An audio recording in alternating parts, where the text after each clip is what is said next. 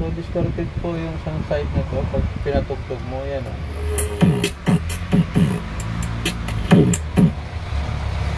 Kinakapos dahil wala po siyang supply dito patawid sa center diode na regulator. Yan o. Galing 44 volts. Yan. Ay dapat may supply siya rito. Katulad dito sa kabila. Meron siyang 27 volts.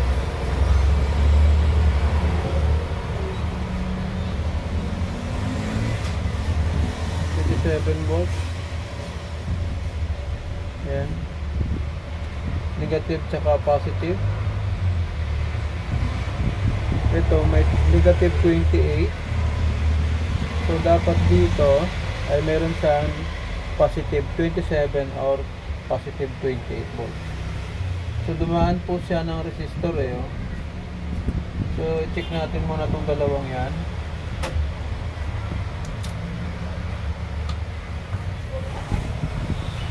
Check muna natin itong resistor. Ito ay 4.7 eh.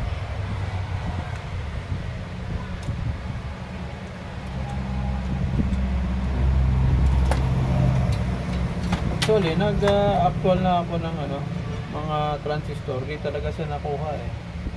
Ayan, halos lahat ito ay pinagpalitan ko na. Kasi pag pinitisker mo, okay naman eh. So parang walang duda. Palitan na lang natin yung bago.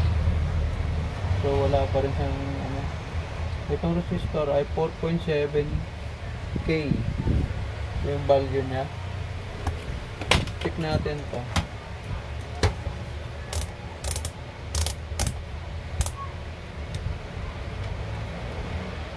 Ay open nga siya oh. So naka-range po tayo ng 1K. So open po talaga. Ayan oh. So papunta po rito yan sa regulator na to na center diode, which is 27 volts. Ayan, 27 volts nga po.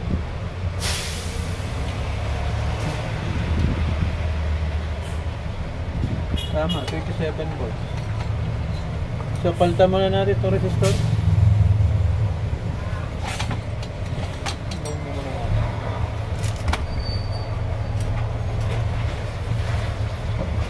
Ayan.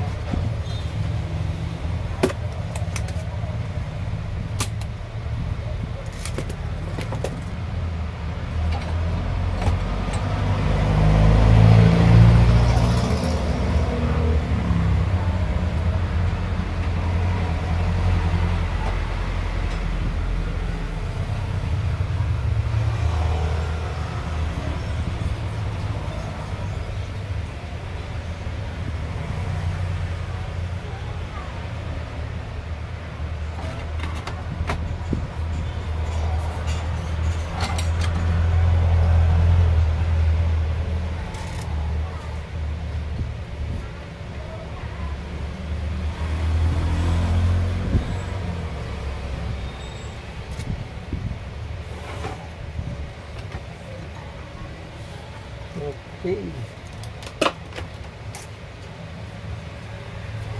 Try natin.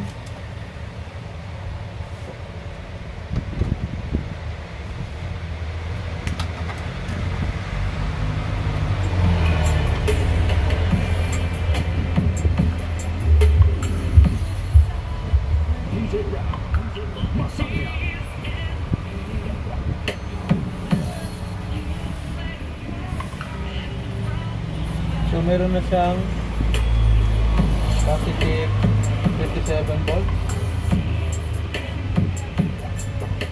Ayan, meron na. Tawid na siya. Ayan, 44, 27. So babalik na lang natin yung kanyang original na mga transistor para magamit natin sa sunod itong ating actual na transistor. Ibalik na natin yung mga transistor niya. So, testing na ulit natin.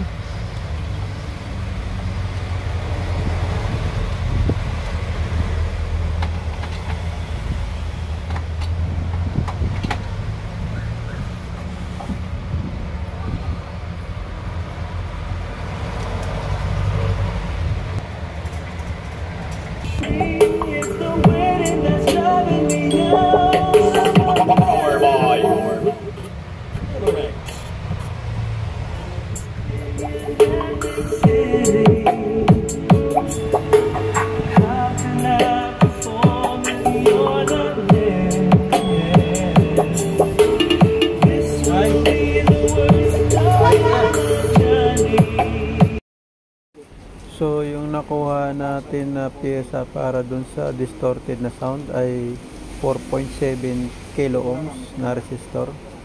Siya po ay open para dun sa 27 volts regulator niya. Okay. Thanks for watching, guys.